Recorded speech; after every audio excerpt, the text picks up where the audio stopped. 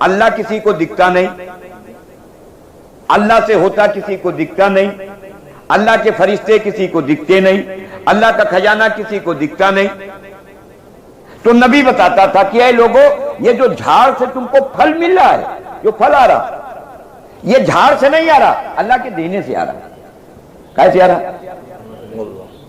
اور اللہ پھل دینے کے لیے جھاڑ تمہارا امتحان کے لیے بنایا. اللہ پھل دینے کے لیے جھاڑ کا اس کو کوئی ضرورت نہیں، جھاڑ کا اس کا جھاڑ کا مریم علیہ السلام গাছের দরকার নাই, তবে ফল দেওয়ার জন্য আল্লাহ যদি ইচ্ছা করে গাছের দরকার নাই. مریم علیہ السلام ان کا خالو حضرت زکریا علیہ السلام نے یہ صبح جب آتے تھے گھر سے تو ان کو اپنے ساتھ میں لاتے تھے. عیسیٰ علیہ السلام کی اماں کو، چھوٹی تھی انہی کیا وہ لمبا واقعہ تو قرآن کی تفسیر میں اس کو دیکھو، اللہ نے بیان کیا کہ زکریا علیہ السلام کے ساتھ یہ آتی تھی. ایک کمرہ تھا مسجد اقصی کے بغل میں، جو بھی اس ٹائم پہ جیسا بھی روم بنتا ہو روم بنایا تھا، ان کو صبح اس میں ڈال دیتے تھے اور کہتے تھے جب شام کو چلیں گے تو ہمارے ساتھ چلنا. اور سارا مرد اور عورت جو نامحرم تھا، محرم نامحرم سارا مرد عورت کو بینڈ لگا دیا تھا کہ کوئی مریم سے یہاں نہیں ملے گا کہ روم پہ. اور وہ نبی تھے، اپنا وہ لوگوں کو یہی سمجھاتے تھے اللہ دے رہا، اللہ کھلا رہا، اللہ پلا رہا. یہ نبیوں کا کام لا الہ الا اللہ، یہی سمجھانا، یہی بتلانا. تو یہ جب شام کو جانے کے لیے گھر آنے کے لیے ہوتا تھا تو یہ اس روم کا باہر کھڑے ہو کے آواز لگاتے تھے بیٹا مریم. تو کہتی تھی جی خالو جان، کہتے تھے چلو. تو وہ اپنے ساتھ میں گھر لاتے تھے حضرت مریم علیہ السلام کو، اور یہ اپنی خالہ کے پاس میں رات میں سوتی تھی. عیسیٰ علیہ السلام کی اماں یہ ان کے اپنی خالہ کے ساتھ سوتی تھی. تو روز زکریا علیہ السلام باہر سے آواز لگاتے تھے. ایک دن آواز نہ لگا کے یہ روم کے اندر چلا گیا. کہاں چلا گیا؟ روم کے اندر. تو جب روم کے اندر گیا تو دیکھا کہ روم میں پھل رکھا ہوا ہے، تازہ تازہ پھل، اور اس پھل کا سیزن نہیں، بے موسم کا پھل. اللہ نے پورا واقعہ قرآن میں بیان کیا. بے موسم کا پھل رکھا. زکریا علیہ السلام نے سوچا کہ یہ پھل اس کا سیزن بھی نہیں ہے اور اس کا پاس یہاں رکھا ہوا ہے. تو پوچھا مریم تم کو یہ پھل یہاں کون دے جاتا ہے؟ ہم نے سب کو منع کر رکھا ہے، سب کے لیے بین کر رکھا ہے مرد عورت کو، تو تم کو کون دے جاتا ہے؟ تو کہنے لگی ہے خالو جان یہ پھل تو میرا اللہ روز آسمان سے بھیج کے کھلاتا ہے. کیا کر کے کھلاتا ہے؟ اللہ کیا سمجھانا چاہ رہا؟ اے میرے بندو، ہم دینے پہ آویں گے. ایک تو تمہارا امتحان والا راستہ ہے اور ایک ہماری قدرت والا راستہ ہے. قدرت سے جو ہم چاہیں گے جہاں چاہیں گے وہ ہم کر دیں گے. کہو گے تو لاٹھی کا سانپ بنا دیں گے اور کہو گے تو سانپ کو لاٹھی بنا دیں گے. کہو گے تو گیہوں کو، ایوب علیہ السلام کے گیہوں کو سونے کا بنا دیا اور ان کا جو کو چاندی کا بنا دیا. تو یہ تو اللہ کا کرنا ہے. تو اب انبیاء اکرام علیہ السلام اور آخر میں ہمارے نبی جناب رسول اللہ صلی اللہ علیہ وسلم نے آ کے وہی آواز لگائی جو تمام نبیوں سے اللہ نے آواز لگوائی، لا الہ الا اللہ. اے لوگوں جہاں سے دکھ رہا یہاں سے نہیں ہو رہا، اللہ کر رہی. کون کر رہا؟ ہاں، جیسے ابا بھیج رہا اور اماں یہ کہہ رہی کہ بیٹا یہ جو کچھ کر رہا ہے یہ تیرا ابا کر رہا. وہاں سے وہ پیسہ بھیجتا ہے تو ہم لاتا ہے تو خریدتا ہے. بات سمجھ میں آ رہا نہیں آ رہا؟ تو ایک تو یہ یقین کہ جہاں سے دکھ رہا اس کا یقین ہمارے اندر بیٹھا ہوا ہے. یہ یقین نکلے. کیوں نکلے؟ وجہ کیا ہے؟ کیونکہ اللہ نے اعلان فرمایا اپنے بندوں سے، ہم سب سے، کہ میرے بندوں ایک دل کے اندر دو وشواس نہیں رہ سکتا، دو یقین نہیں رہ سکتا. دو یقین ہاں ایک چاہیے. تو ایک یقین تو ہمارا دنیا کا بن چکا ہے. نبی کو تبھی بھیجا جاتا تھا جب انسانیت کا یہ یقین بنا ہوتا تھا تو نبی کو بھیجا جاتا تھا کہ ان کا یہ یقین نکالو. کیسے نکلے گا؟ کہ ان سے بولو، یہ بھی اپنا زبان سے بولیں، جہاں سے جو دکھ رہا اس کا انکار کرے. قولوا لا الہ الا اللہ تفلحوا. اگر کامیاب ہونا چاہتے ہو تو لوگوں میں اس کو بولو، جہاں سے جو دکھ رہا اس کو بولو کہ یہاں سے نہیں ہو رہا. کیوں؟ اگر اس کو بولو گے اور اس سے مایوس و نا امید ہوگے تو اب اللہ تم کو اپنا یقین دے گا. کائے کا یقین دے گا؟ ہم کرتا ہے، کیسے یقین بنے گا؟ اللہ نے اس کے لیے نماز دیا ہے، اس کے لیے کیا دیا؟ سارا وعدہ اللہ نے نماز پر کیا۔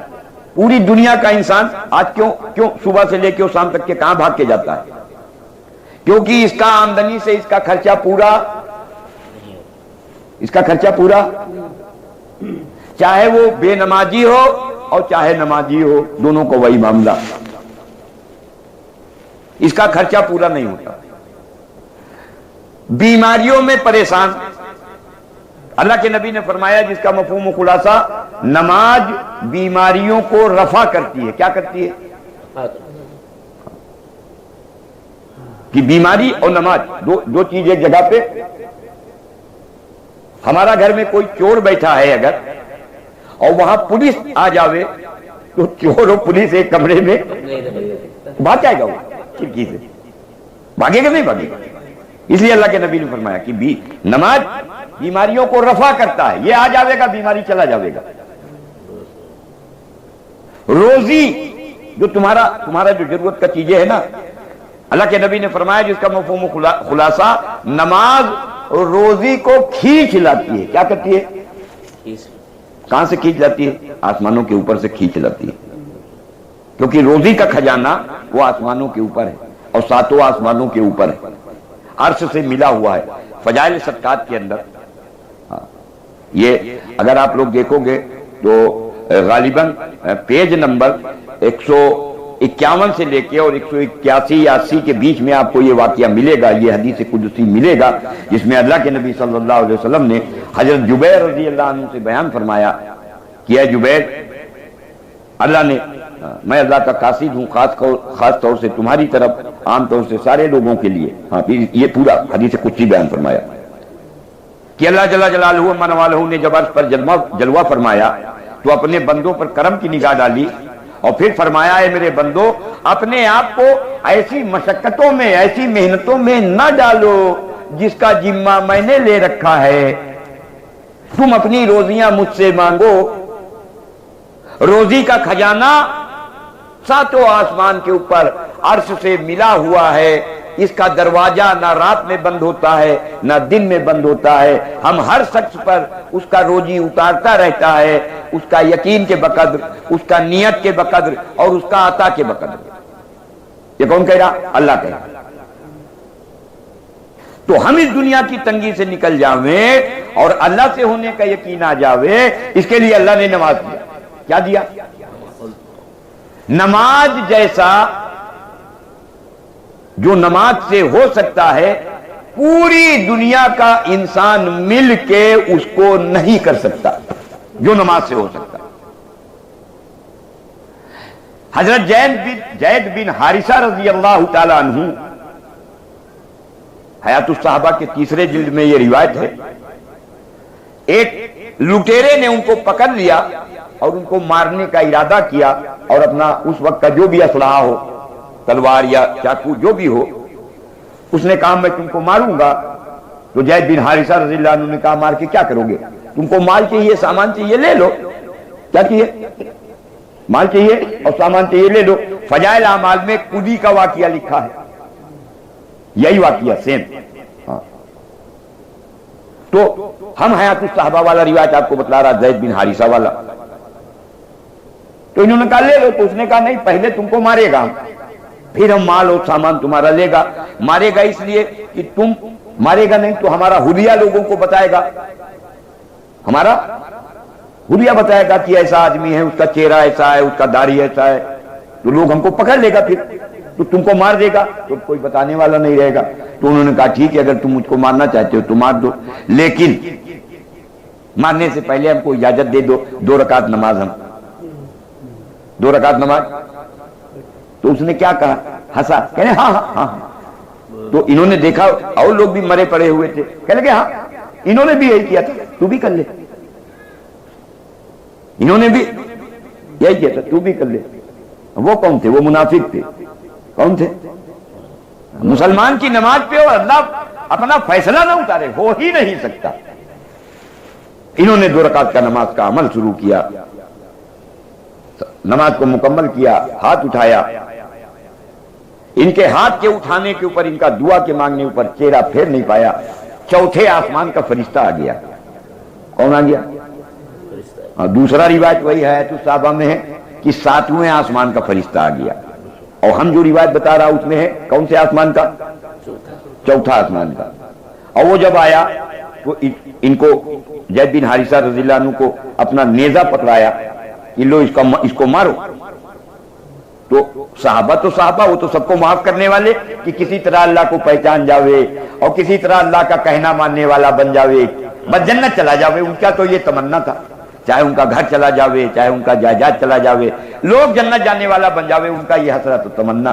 تو مار کیسے دیتا؟ تو انہوں نے کہا ہم نے معاف کیا۔ تو فرشتہ بولا تم نے معاف کیا، ہم معاف کرنے کے لیے نہیں آیا، ہم نہیں معاف کرے گا۔ تو حضرت زید بن حارثہ رضی اللہ عنہ نے پوچھا تم کون ہو؟ تو کہنے لگا، وہ فرشتہ بولا کہ میں چوتھے آسمان کا فرشتہ ہوں، جب تم نے پہلی بار یہ اپنا زبان سے بول نکالا تو آسمانوں کے اوپر ہڑکمپ ہو گیا۔ کیا ہو گیا؟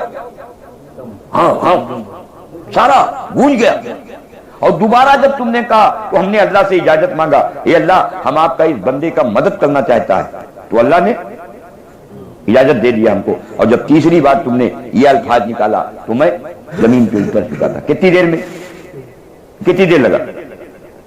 اگر آپ کو کوئی لٹیرا گھیر لے تو اگر آپ موبائل نکال کے اپنا گھر سے یا اپنا دوست کو بلاؤ گے بھی کال کر کے تو کتنی دیر لگے گا اس کو؟ 1 کلومیٹر سے آنے میں کتنا دیر لگے گا؟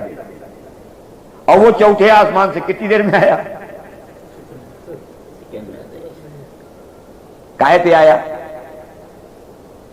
ہے دنیا میں کوئی ٹیکنالوجی ایسی؟ ہے دنیا میں کوئی سامان؟ ہے دنیا میں کوئی انسان یہ فرشتے کو بلوا لے؟ ارے کوئی بلوا سکتا ہے؟ لیکن اللہ نے ہمیں تمہیں نماز دیا ہے۔ کیا دیا ہے؟ اپنا روزی کے لیے اپنا کپڑا۔ اصل میں میرے دوستو ہم نے اب کیا بتایا جائے، ہم سے یہ بتایا ہی نہیں گیا کہ نماز کو اللہ نے پرورش کے لیے دیا تھا، ہم کو تو پڑھنے کے لیے بتایا گیا تو ہم پڑھ رہا۔ بات سمجھ میں آ رہا نہیں؟ اللہ نے نماز کو قرآن میں جہاں جہاں پر بھی اور احادیث میں جہاں جہاں کے اوپر بھی اللہ نے نماز کو لے کے آیا ہے تو اس سے پرورش کو جوڑا ہے۔ کیسے جوڑا ہے؟ حضور کا عمل وہ پرورش کے لیے اللہ نے دیا ہے۔ ایک طرف کائنات ہے اور دوسری طرف حضرت محمد صلی اللہ علیہ وسلم والے عمل ہیں۔ کائنات کا کسی بھی چیز پر اللہ کا کوئی وعدہ نہیں، آپ چاہے ارب پتی ہو اور چاہے کھرب پتی ہو اور چاہے فیکٹری والا ہو اور چاہے میل والا ہو، اللہ کا کوئی وعدہ نہیں۔ اور حضرت محمد صلی اللہ علیہ وسلم کا چھوٹا سا چھوٹا عمل بھی جو ہوگا خالی سبحان اللہ بھی کہہ دو گے، اللہ نے اس پر بھی وعدہ کیا ہے، دنیا میں بھی دینے کا اور آخرت میں بھی دینے کا۔ اور سارے وعدے نماز پر کیے، سارے وعدے نمازوں کے راستے سے ہم اپنا ضرورت۔ رابعہ بصریہ رحمت اللہ علیہا یہ حج کے لیے جا رہی تھی۔ کہاں جا رہی تھی؟ ہاں ایک واقعہ فضائل اعمال میں بھی ہے کہ جن کا سواری مر گیا تھا، سواری مر گیا، ساتھی کہنے لگے ہمارے ساتھ چلو، تو انہوں نے کیا کہا تھا؟ تم چلو ہم آتا ہے، تم چلو۔ انہوں نے کیا کیا؟ مصلی بچھایا، 2 رکعت نماز کا عمل کیا۔ سواری کو زندہ کرایا نہیں کرایا؟ کائے سے کرایا؟ نماز سے۔ تو اس محنت کے ذریعے سے ہمارے بڑوں کی یہ منشا تھی کہ سارا دنیا کا مسلمان یقین کو سیکھتے ہوئے اللہ والا یقین کو لانے کے لیے، اللہ سے ہونے کا یقین لانے کے لیے، دنیا سے مایوس اور نا امید ہونے کے لیے، نمازوں کو اللہ سے اپنی ضرورتوں کو پورا کرانے کے لیے یقینی اسباب مانی۔ یہ اللہ کا وعدہ ہے نماز پر۔ پھر آگے فرماتے تھے لیکن کس نماز سے ہوگا؟ کس نماز سے؟ کس نماز سے آسمان سے کھانا آئے گا؟ کس نماز سے آسمان سے ہمارا کپڑا آئے گا؟ کس نماز سے ہمارے لیے فرشتہ اتر کے آئے گا؟ کیونکہ اللہ نے جو انبیاء اور صحابہ کے ساتھ کیا ہے، وعدہ کیا ہے قرآن میں کہ جو ہم نے نبیوں کے ساتھ کیا ہے قیامت تک کے لیے مومنین کے ساتھ ہم یہی معاملہ کریں گے۔ ایسا تھوڑی نہ خالی نبیوں کے ساتھ کیا، یہ وعدہ ہے اللہ کا۔ اللہ کے نبی نے اپنے صحابہ سے فرمایا کہ اللہ نے جو تمہارے ساتھ جو اپنا مدد کیا ہے، بعد والوں کے لیے ہمارا تمہارا طرف اشارہ، بعد والوں کے لیے 10 گنا زیادہ مدد کرے گا اللہ۔ تو نمازوں کے راستے سے ہم اپنا ہر ضرورت پورا کرانے والا بن جاوے، اس کے لیے میرے دوستوں بزرگوں ہمارا والا نماز پہ اللہ نہیں کرے گا، حضور صلی اللہ علیہ وسلم اور صحابہ والی نماز پر اللہ کرے گا۔ اللہ کام کس نماز پہ بناوے گا؟ حضور صلی اللہ علیہ وسلم اور صحابہ والی نماز سے ہمارا کام بناوے گا. ہمارا سر کا درد حضور اور صحابہ والی نماز سے جاوے گا. ہمارا کینسر حضور اور صحابہ والی نماز سے جاوے گا. ہمارے لیے زمین سے پھٹ کے پانی کا نکل آنا یا آسمان سے ڈول سے پانی کا لٹکایا جانا وہ حضور اور صحابہ والی نماز سے ہوگا. کس سے ہوگا؟ ہماری والی نماز سے نہیں ہوگا. حضور صلی اللہ علیہ وسلم اور صحابہ والی نماز سے ہوگا. حضور اکرم صلی اللہ علیہ وسلم اور صحابہ والی نماز میں کیا تھا کہ حضور صلی اللہ علیہ وسلم اور صحابہ والی نماز میں دو باتیں ہوتا تھا. ایک حضور کا صحابی علم کے ساتھ نماز کا عمل کرتا تھا. کائے کے ساتھ کرتا تھا؟ علم. کس چیز کا علم؟ کس چیز کا علم؟ نماز میں کس کے سامنے کھڑے ہونے جا رہے ہیں اس کا علم. کائے کا علم؟ کس کے سامنے کھڑے ہونے جا رہے ہو اس کا علم. مثال کے طور پہ آپ کو امین گاؤں ڈی سی کے ہاں جانا ہے تو آپ کو ڈی سی کا پاور پتا ہے نہیں پتا کہ ڈی سی کو اللہ نے کیا کیا پاور دے رکھا ہے. تو جب آپ اس کے پاس جاؤ گے تو اس کا سارا پاور آپ کا دماغ میں ناچ رہا ہوگا. اور اس کا جب آپ آفس میں اس کا روم میں جاؤ گے تو سچی بتاؤ اللہ کے گھر میں بیٹھ کے کیا اسی طرح سے ہمارا ایکٹیویٹی رہے گا جیسا اس کے آفس میں اس کا روم میں گھس کے ہمارا جو بدن کا پورا حالت اور پورا حیت جو ہوتا ہے کیا وہی حیت اور وہی حالت ہمارا اللہ کے گھر میں آتا ہے ہوتا ہے؟ وجہ اس کی اس کو جانتا ہے اور اس کو جانتا نہیں. اس کے لیے حضرت فرماتے تھے مولانا یوسف صاحب رحمۃ والے کہ دو چیزوں کا علم لے آؤ. کس کے سامنے کھڑے ہونے جا رہے ہو؟ ایک اس لائن کا علم یعنی اللہ کی قدرت کا, اس کے قادر مطلق ہونے کا, اس کی ربوبیت کا, اس کے غیبی نظام کا, اس کے خزانوں کا علم ہو. تمہیں پتہ تو چلے کہ کس پاور والے کے سامنے ہم کھڑے ہونے جا رہے ہیں. اس لیے جب صحابہ کے سامنے اذان کی کان میں آواز پڑتی تھی نا تو حضرت حسن رضی اللہ عنہ سے لوگ پوچھتے تھے کہ جب کان میں آپ کی اذان کی آواز جب اذان کہی جاتی تو آپ کا چہرہ پیلا کیوں پڑ جاتا ہے؟ تو کہتے تھے تجھے معلوم ہے کس کے سامنے کھڑا ہونے جا رہا ہوں.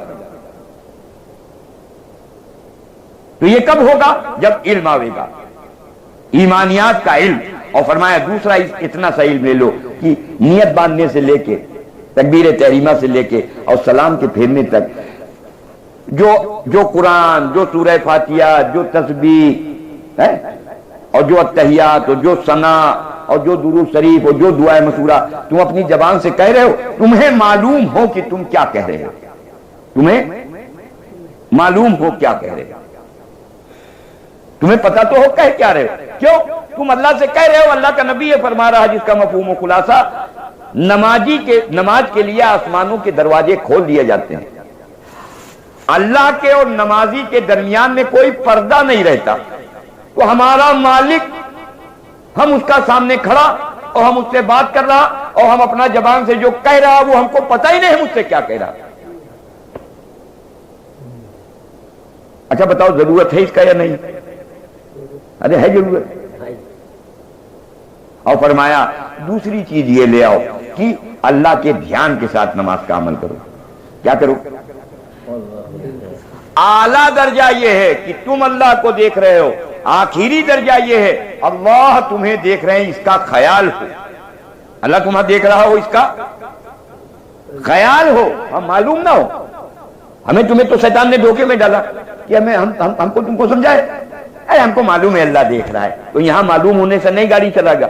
آپ وہاں جا رہے ہو گوہاٹی اور وہاں کراسنگ کے اوپر ریڈ لائٹ لگی ہوئی ہے.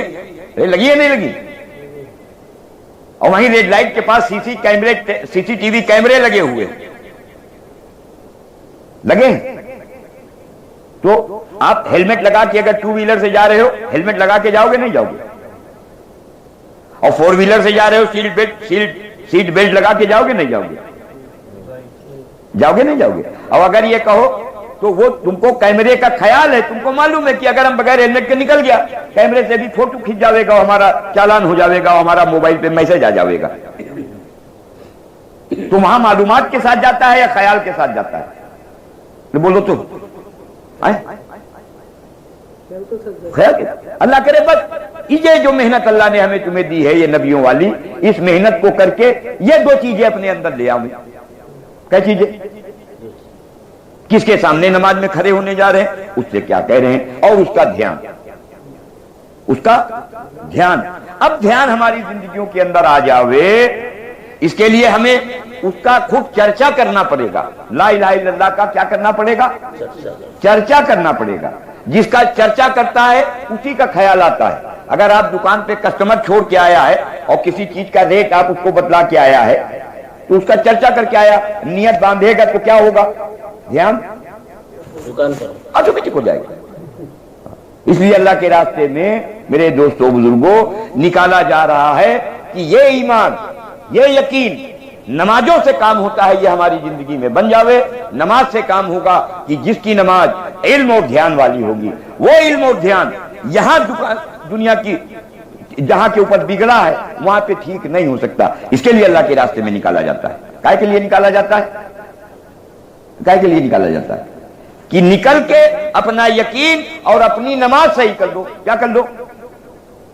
نمازوں کے راستے سے اللہ سے اپنا کام بنانے والا بن جاؤ۔ نمازوں سے کام بنتا چلا جائے گا، آپ کے اندر یقین بنتا چلا جائے گا کہ اللہ کرتے ہیں اور نماز پر کرتے ہیں، اللہ کرتے ہیں حضور کے عمل پر کرتے ہیں۔ تو یہ یقین موت کے وقت تک کے اس کو بچانا، اور جب مر جاویں گے اسی یقین اور اسی عمل پر اللہ آخرت میں انعام عطا فرماویں گے۔ کیا عطا فرماویں گے؟